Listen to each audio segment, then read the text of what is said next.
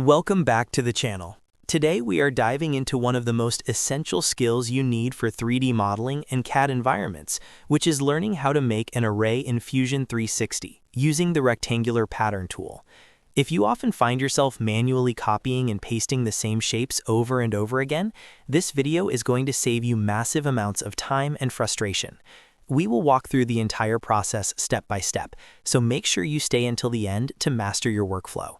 Before we jump in, if this tutorial helps you speed up your designs, please take a quick second to hit that like button and subscribe to the channel for more professional 3D modeling guides.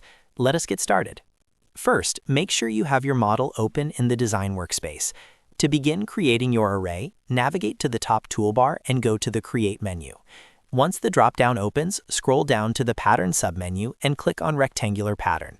This tool is designed to multiply objects linearly or across multiple axes efficiently. When the dialog box appears, the first thing you need to do is choose the pattern type. You will see options for bodies, features, faces, or components depending on your specific design needs. Choosing the right type is crucial because it tells Fusion 360 exactly what specific geometry it needs to process.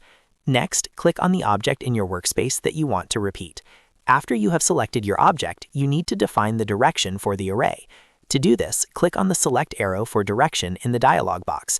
Then select an existing edge or a construction axis in your design to guide the orientation of the copies.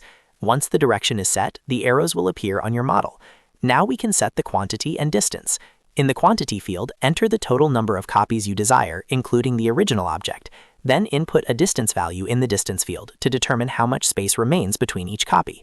You can either type the exact measurement or drag the handles directly on the screen to visually adjust the spacing until it looks perfect for your assembly. If you need to pattern in two directions at once, you can simply pull the other handle to activate the second axis and repeat the quantity and spacing steps. Finally, once you are happy with the layout, click the blue OK button. Fusion 360 will instantly render your linear array exactly as specified. And there you have it. You have successfully automated your design process using the rectangular pattern tool. Managing repetitive geometry has never been easier. If this guide helped you get your project finished faster, show your support by hitting the like button and subscribing to the channel. It really helps us keep bringing these tutorials to you. Thanks for watching and happy modeling!